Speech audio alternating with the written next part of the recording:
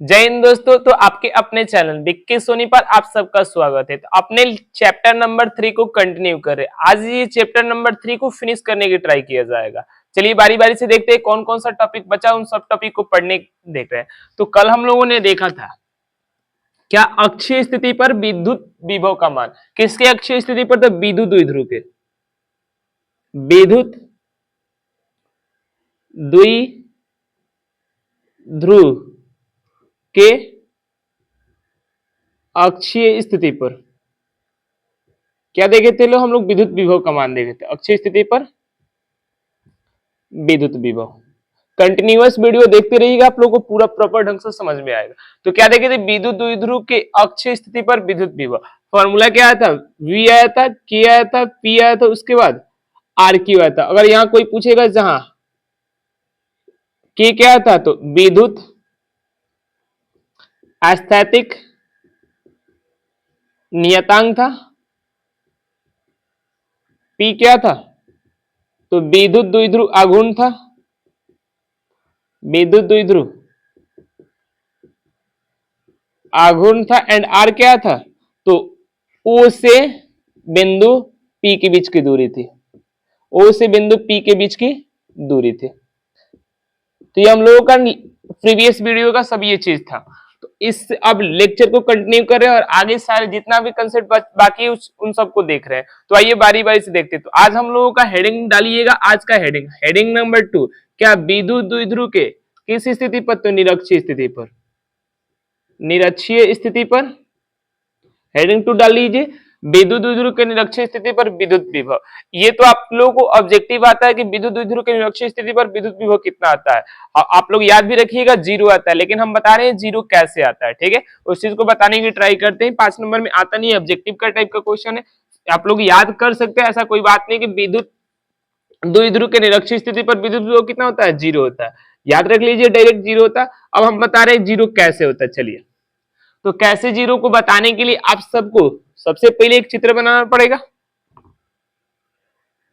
उम्मीद करते हैं दिख रहा होगा। सबसे पहले चित्र किसका बना लीजिएगा? विद्युत द्विध्रुव का बना लीजिएगा।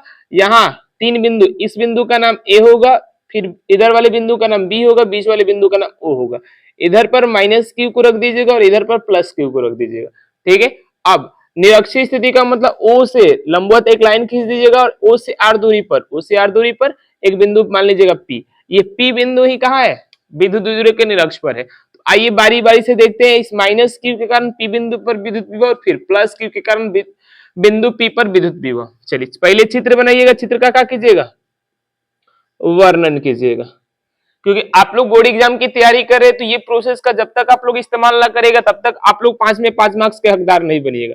चित्र बनाना पड़ेगा, फिर क्या करना पड़ेगा? वर्णन। चित्र याद कर लीजिए कैसे कैसे चित्र बन रहा है, क्योंकि बोर्ड एग्जाम में तो फिक्स चीज करना है, बार बार वही क्वेश्चन आएगा। तो याद कर लीजिए क्या कि ए बी होगा, ए पर -Q, बी पर +Q, ये वाला सेंटर बिंदु O और O से R दूरी पर एक बिंदु का होगा P होगा। चलिए अब A का केंद्र बिंदु और P का केंद्र बिंदु को मिला देंगे तो हम लोग का ये वाला बनेगा। अब देखो विद्युत विभव में कोई दिशा नहीं होती है, तो इसलिए चित्र हम लोग का यहाँ तक आकर रुक जाएगा। बी का केंद्र बिंदु और पी का केंद्र बिंदु। अब आप लोगों से पूछा जाएगा यहां से लेकर यहां तक की दूरी कितनी होती है? 2l होती है। ए और बी के बीच की दूरी बता रहे हैं, और तो ए और ओ के बीच की दूरी कितनी है? l है, और ओ से लेकर बी की दूरी कितनी है? l है।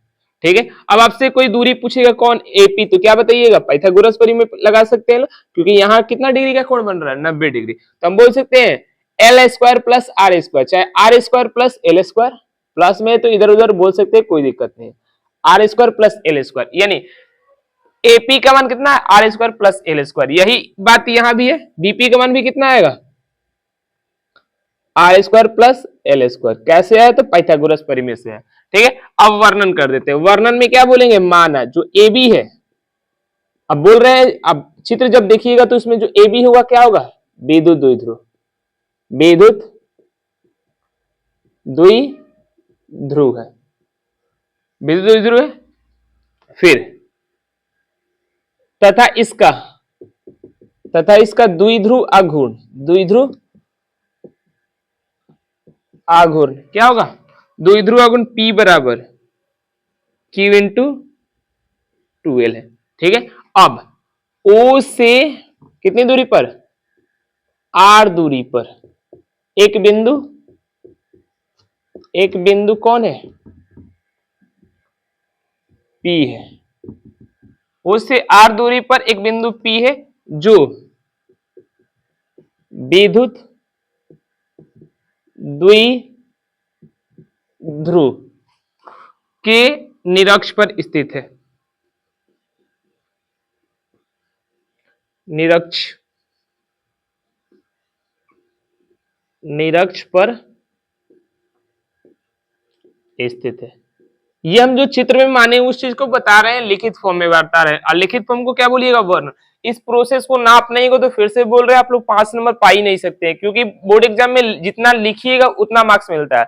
तो लिखने में पहला व्यंजक जब भी पूछेगा तो आप लोग क्या कीजिएगा, फर्स्ट ऑफ ऑल आप लोग चित्र बनाइएगा, उसके बाद क्या कीजिएगा, वर्णन कीजिएगा, देन व्यंजक कीजिएगा। चलिए, तो वर्णन तो बहुत सा इजी होता है, चित्र बनाएंगे और उसी को लिख देंगे कौन कौन क्या है। फिर ए बिंदु पर माइनस की वजह से, ए बिंदु पर माइनस क्यू आवेश है एवं बी बिंदु पर एवं बी बिंदु पर प्लस क्यू आवेश है। ठीक है, अब ये पूरा का पूरा जो सिस्टम है कहां रखा है, यह निकाय वायु में स्थित है। यह वायु में क्यों है, इसके पीछे भी लॉजिक है। यह निकाय वायु में स्थित है, लिख लीजिए, वायु में स्थित है। ठीक है, इतनी बातें लिख लीजिए। उसके बाद हम लोग व्यंजक पर चलते हैं। व्यंजक में यही बताएंगे निरक्षीय स्थिति पर कितना विद्युत विभव शून्य होता है। बारी से लिख लीजिए, उसके बाद बता रहे हैं। चलिए, इसके बाद हम लोग क्या देखेंगे, तो व्यंजक देखेंगे। मिटा दे, चलिए वर्णन को हम मिटा रहे हैं। चित्र के अनुसार देखते रहिएगा कि कैसे हम लोग जीरो को ला रहे हैं। जीरो को लाने के लिए देखो, आप लोग ध्यान पूर्वक सुनिएगा तो आप लोगों को पूरा का पूरा चीज समझ में आ जाएगा कि हम क्या क्या बोल रहे हैं। देख लीजिए, तो हम अब की बार जो कर रहे हैं उसका नाम क्या है, व्यंजक। व्यंजक मतलब लंबा जाएगा इसलिए इसको डिवाइड कर रहे हैं। चलिए कोई दिक्कत नहीं, छोटा छोटा लिखेंगे। व्यंजक, व्यंजक क्या, P बिंदु पर आपको क्या चाहिए, परिणामी विद्युत विभव चाहिए। तो P बिंदु पर परिणामी विद्युत विभव चाहिए, तो इसका मतलब क्या है, दुगो है, यानी माइनस क्यू के कारण पहले निकालेंगे P बिंदु पर विभव कितना, उसके बाद प्लस क्यू के कारण। यानी आप लोग जानते हैं, क्या जानते हैं, एकांक आवेश के कारण, चाहे एक आवेश के कारण किसी बिंदु पर विद्युत विभव क्या होता है, तो V बराबर होता है के क्यू बट्टा, किसी किसी को कंफ्यूजन है तो कैसे हम बोल दे रहे हैं, तो आपको सूत्र नहीं लिखवाए, बिंदु आवेश के कारण, बिंदु आवेश के कारण किसी भी बिंदु पर क्या विद्युत विभव कितना होता है, के क्यू बाई आर। तो यहां नहीं दिख रहा है बिंदु आवेश माइनस क्यू है, इसके कारण हम पी बिंदु पर तो पूछ रहे हैं। तो क्या चाहिए आपको, के तो नियत होता हमेशा के रहेगा, इसमें कोई मतलब सोचना ही नहीं है कि हमेशा ही बगल में रहेगा ही रहेगा के। आपको क्या चाहिए, जिस आवेश के कारण चाहिए उसका परिणाम चाहिए, और उस जिस बिंदु पर चाहिए उस आवेश और उस बिंदु के बीच की दूरी चाहिए। बस ये तीनों चीज लिख देंगे तो जो मान आएगा वो क्या कहलाएगा, विद्युत विभव कहलाएगा। चलिए, हम हो उम्मीद करते हैं आप लोगों को समझ में आ रहा है कि हम क्या बात बता रहे हैं। चलिए क्या बता रहे हैं, माइनस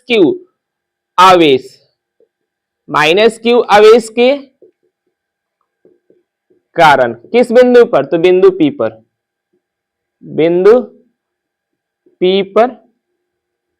बिंदु P पर विद्युत विभव, इसका नाम दे रहे हैं हम लोग V1। ठीक है, V1 निकालने के लिए क्या चाहिए, वही बात, K चाहिए और Q चाहिए। Q यहाँ क्या है, माइनस Q है, तो माइनस को पहले लिख दिए, यहाँ Q को लिख दिए। ये आवेश अदिश राशि है और विभव भी अदिश राशि, तो यहाँ माइनस का मतलब कम या ज्यादा है। ठीक है, ठीक। अब नीचे क्या चाहिए, दूरी चाहिए, आवेश और उस बिंदु के बीच की दूरी कितना है, √r² प्लस l²। ये हम लोग का किसका माना गया, V1 का मतलब माइनस क्यू आवेश के कारण बिंदु P पर विद्युत विभव। फिर क्या निकाल रहे हैं, प्लस क्यू आवेश के कारण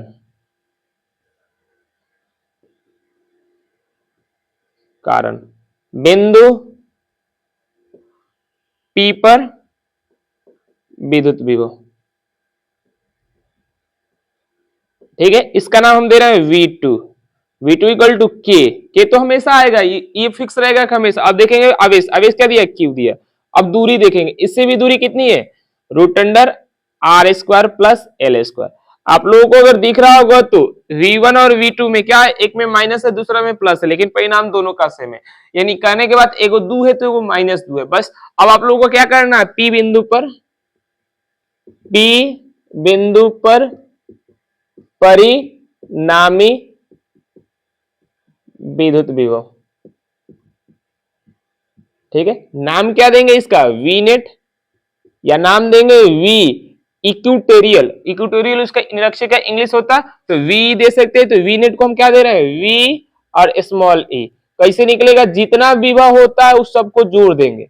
तो V1 है और V2 है, दोनों को जोड़ देंगे तो हम लोग को V का माना जाए। चलिए V1 का मान पुट करते हैं। V1 का मान यहां से देख लीजिएगा, मान कितना दिया, माइनस के दिया, उसके बाद Q दिया और नीचे side R square plus L square, R square plus L square और इन सब का रूट, बीच में प्लस का सिंबल, यहाँ K होगा, यहाँ Q होगा, फिर नीचे side R square plus L square. ये वाला पार्ट माइनस में प्लस में है, इसलिए कैंसिल हो जाएगा और मान कितना आ जाएगा, 0 आ जाएगा। तो इसी चीज को तो बता रहे हैं और सिद्ध भी कर दिए कि हम क्या बोल रहे हैं, विद्युत द्विध्रुव के निरक्षीय स्थिति पर विद्युत विभव कितना होता है, शून्य होता है। कैसे शून्य होता है तो समझ में आ गया। V1 का मान निकाले, V2 का मान निकाले, यानी माइनस क्यू आवेश के कारण P बिंदु पर विद्युत विभव निकाले, फिर प्लस Q के कारण P बिंदु पर विद्युत विभव निकाले, दोनों को जोड़ दिए, मान कितना आ गया, 0 आ गया। तो अतः आइए क्लियर होता है कि निरक्षीय स्थिति पर विद्युत विभव कितना, शून्य होता है। आइए इसके बाद नेक्स्ट टॉपिक स्टार्ट करते हैं। स्क्रीनशॉट ले लीजिए। चलिए स्क्रीनशॉट ले लिए होंगे लो हम लोग। अब बारी है हम लोगों का तीसरा नंबर इसका व्यंजक देखने के लिए, और तीसरा नंबर ही आपके एग्जाम के लिए महत्वपूर्ण होता है। तीसरा नंबर ही आप लेके एग्जाम के लिए महत्वपूर्ण होता है, और यही चीज आप लोगों को 5 नंबर में बहुत बार बना है। तो ध्यान पूर्वक देखेंगे और अच्छे से बनाने की ट्राई करेंगे। क्या, तो 3 नंबर इसका व्यंजक क्या है, टॉपिक का नाम आएगा, एग्जाम में बोलकर आएगा क्या, किसी बिंदु पर चाहे विद्युत, जैसे आता है क्वेश्चन उसी को लिख देते हैं, विद्युत द्विध्रुव के किसी भी बिंदु पर, विद्युत द्विध्रुव के किसी भी बिंदु पर विद्युत विभव का व्यंजक, ठीक है। विद्युत द्विध्रुव के किसी भी बिंदु पर विद्युत विभव का व्यंजक। आइए अब बारी बारी से देखते हैं कि इसमें क्या क्या होगा। तो देखो, जो चीज हम बोलेंगे वही चीज आप लोग याद कर लीजिएगा, वैसे ही करते जाइएगा, आप लोगों को एग्जाम में 5 मार्क्स मिल जाएगा। चलिए हम क्या क्या बोल रहे हैं। अब देखो, बहुत सारी चीजें आएगी जो आप लोग सुने नहीं होंगे तो थोड़ा सा तकलीफ तो होगा, लेकिन फिर सुनकर याद करने की ट्राई करेंगे कि ये चीज ये है, क्योंकि थोड़ा सा 11th का कंसेप्ट यूज करेंगे तो हो सकता है आप लोग 11th नहीं पढ़े तो थोड़ा सा समझने में, तो आप लोग याद कर लीजिएगा कि ये चीज ये है। चलिए, तो व्यंजक बनाने के लिए आप लोग चित्र बनाइएगा। चित्र कैसे बनेगा, तो सबसे पहले फिर वही बात कि हम लोग क्या बनाएंगे, AB बनाएंगे। AB बनाएंगे तो सीधी लाइन खींचते हैं अभी,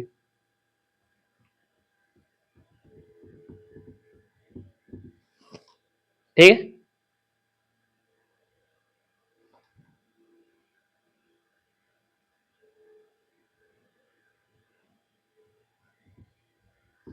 यह हम लोगों का AB,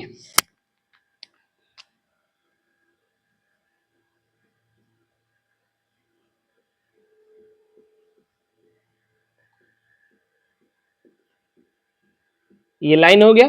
इस लाइन को हम क्या बोल रहे हैं, इधर वाले सिरे का नाम A है और इधर वाले सिरे का नाम B है, ठीक है। अब यहां है माइनस Q और यहां है प्लस Q।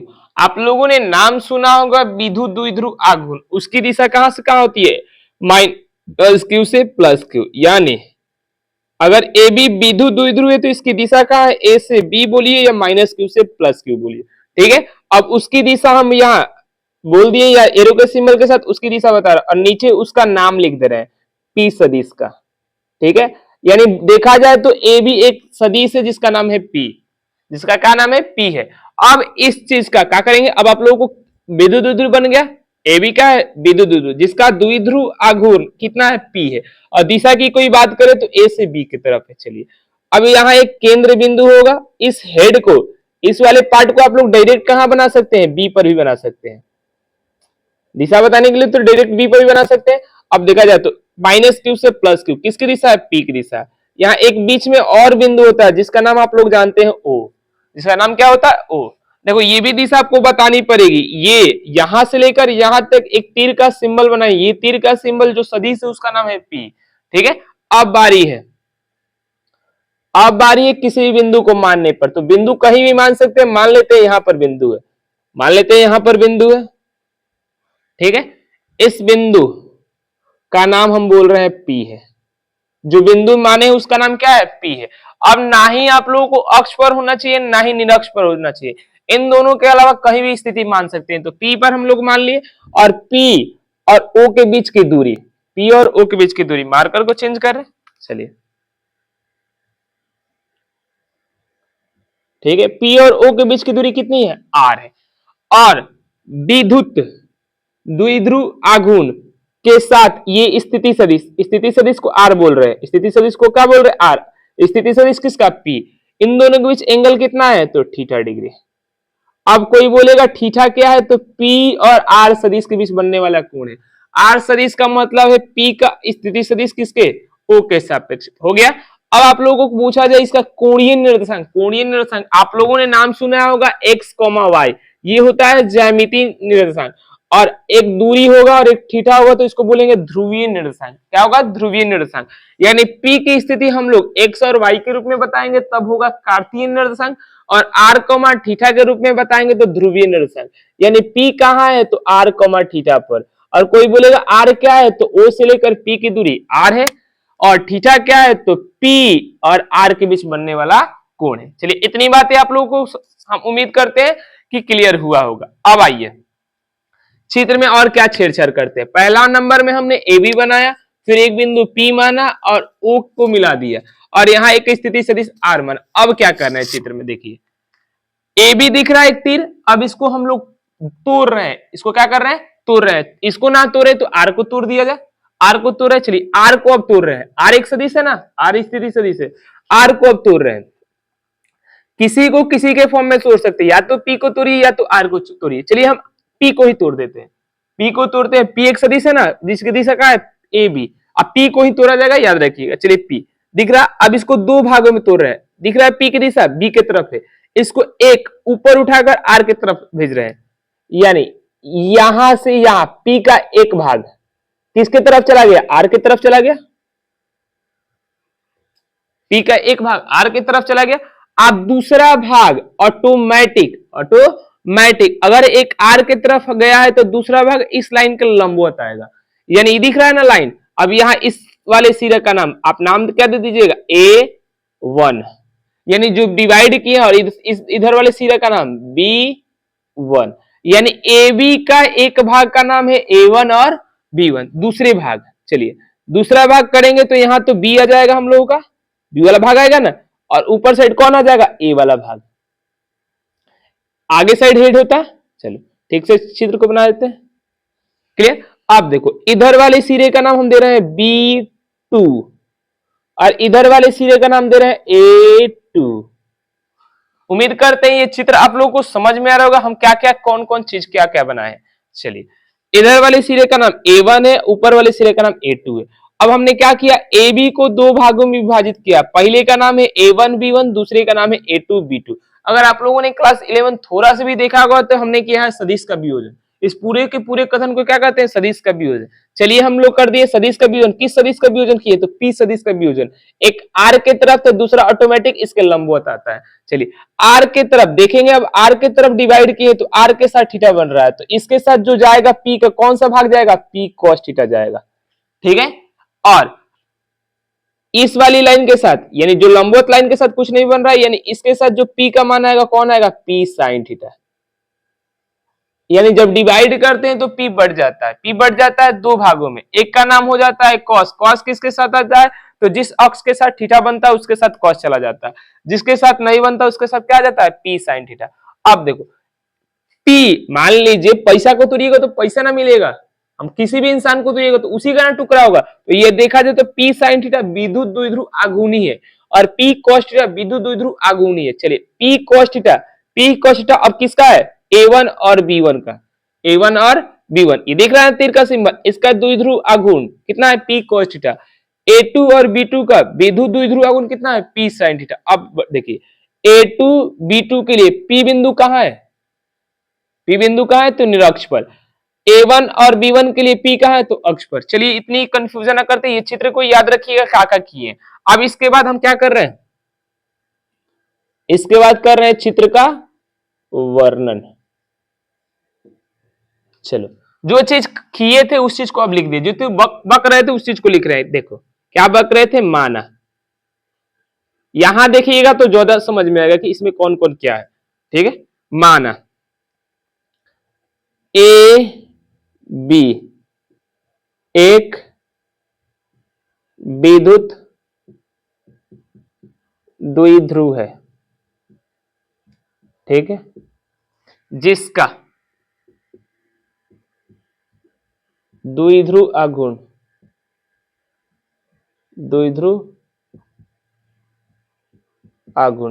कितना है? P है, P सदिश है, ठीक है। O से R दूरी पर एक बिंदु कौन है? एक बिंदु P है, ठीक है। अब इसके बाद यहां प्लस क्यों मिट गया? ठीक, P बिंदु का कौन सा निर्देशांक? ध्रुवीय निर्देशांक R, थीटा है, R, थीटा है। हो गया, यानी P बिंदु का ध्रुवीय निर्देशांक R, थीटा। अब बारी थीटा क्या है? तो P सदिश एवं R सदिश के बीच बनने वाला कोण क्या है? थीटा है। इतनी बातें समझ गए। अब यहां पूरा का पूरा जो निकाय है, चलो अब P का एक घटक, P का एक घटक P cos थीटा तथा दूसरा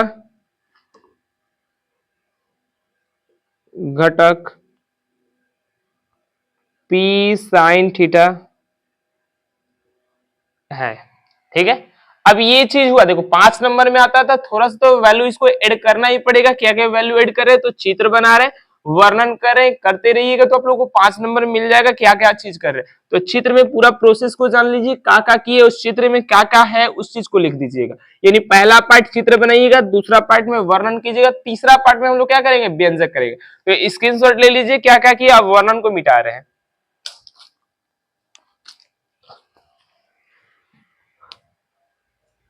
ठीक है, चलिए वर्णन को मिटा रहे हैं।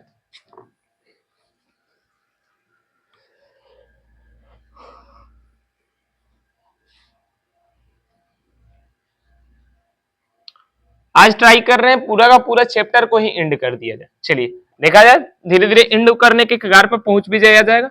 अब यहां हम लोग क्या देखेंगे? व्यंजक देखेंगे। व्यंजक बहुत इजी सा है, कोई दिक्कत नहीं।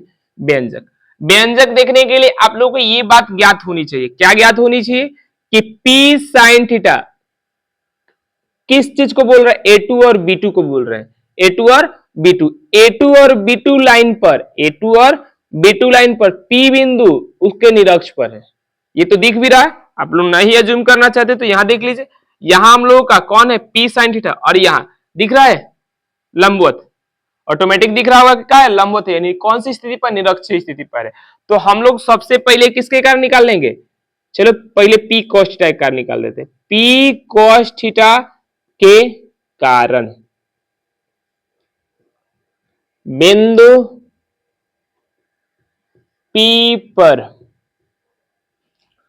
विद्युत विभव।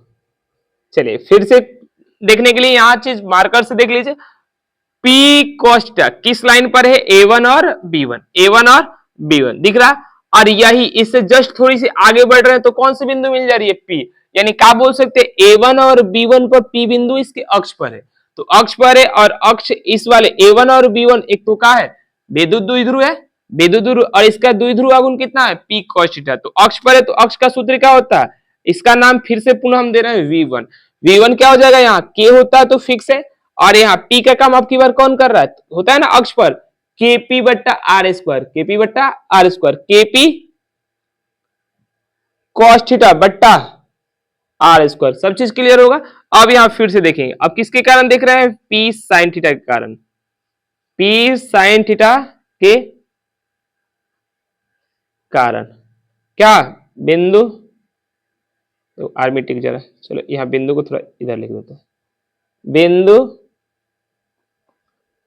P पर विद्युत विभव, विद्युत विभव, नाम क्या देंगे इसका, V2। अब देखो आप लोग अभी अभी तुरंत देखे कि निरक्षीय स्थिति पर यानी P sin थीटा देखा जाए तो A2 और B2 का है विद्युत द्विध्रुव आघूर्ण, और इसके P बिंदु कहां है, निरक्ष पर है, तो अतः V2 का मान कितना आ जाएगा, 0 आ जाएगा। कारण क्या है, P sin थीटा के कारण अगर P बिंदु पर निकालना चाहते तो P बिंदु इसके कहां है, निरक्षीय स्थिति पर है, इसलिए विद्युत विभव कितना हो जाएगा, 0 हो जाएगा। अब हम क्या कहेंगे, P बिंदु पर परिणामी विद्युत, P बिंदु पर परिणामी विद्युत विभव, नाम क्या देंगे परिणामी का, जनरल पॉइंट है तो V नेट दे सकते हैं या VG दे सकते हैं, G का मतलब किसी भी बिंदु यानी जनरल व्यापक बिंदु पर बोल रहे हैं, क्या करना होगा, V1 लिखना होगा और क्या लिखना होगा, V2 लिखना होगा। चलिए VG, V1 का मान लिख रहे हैं लोग, KP cos थीटा, दिख भी रहा होगा कि V1 का मान कितना दिया, KP cos थीटा, नीचे साइड आर स्क्वायर, V2 का मान कितना है, 0, तो यहां से VG इक्वल टू कितना हो जाएगा, KP cos थीटा बट्टा आर स्क्वायर, यही रहा व्यंजक, यही रहा हम लोग का व्यंजक। तो उम्मीद करते हैं आप लोगों को व्यंजक समझ में आया होगा कि व्यंजक में हमने क्या क्या किया। तो चित्र बनाएंगे, वर्णन करेंगे, देन व्यंजक करेंगे, और ये याद रखिएगा आप लोगों को 5 नंबर में बार बार आया है और बहुत इजी सा, ऐसा कोई बात नहीं। सबसे ज्यादा लेंदी प्रोसेस हमको लगता है कि चित्र में, तो चित्र को बहुत अच्छे से हम समझाएं कि कौन कौन क्या है। उम्मीद करते हैं आप लोगों को पूरा समझ में भी आया होगा कि सर क्या क्या बात बता रहे हैं। हम अगर फिर भी कुछ कंफ्यूजन बच रहा है तो फिर भी आप लोग कमेंट कीजिएगा कि यहाँ कंफ्यूजन ये है, ठीक है। ये हम लोगों का आज की क्लास का दूसरा टॉपिक था, क्या था, विद्युत द्विध्रुव के किसी बिंदु पर विद्युत विभव का व्यंजक। ये 5 नंबर में आता है, अच्छे से नोट कर लीजिए, लिखेंगे, कॉपी कलम लेकर ही बैठिएगा, देखिएगा। और ये आप लोगों से वादा करते हैं कि आप लोगों के बोर्ड एग्जाम में जितना प्रश्न आता है पढ़ाए हुए में से आएगा, ऐसा कोई बात नहीं, जितना हम पढ़ाए उसी में से आएगा। और आप लोग इस उसके हकदार बन जाइएगा कि हम लोग इजी से 70 में 70 लाए, क्योंकि आप लोगों को अगर बनाने आएगा तो 70 में 70 लाना उतनी मुश्किल की बात है नहीं। चलिए आप लोग जब पूरा का पूरा हम पढ़ा देंगे तब आप लोग खुद ब खुद रिव्यू दीजिएगा कैसा है। चलिए मिटा देते हैं, स्क्रीनशॉट ले लीजिए, उसके बाद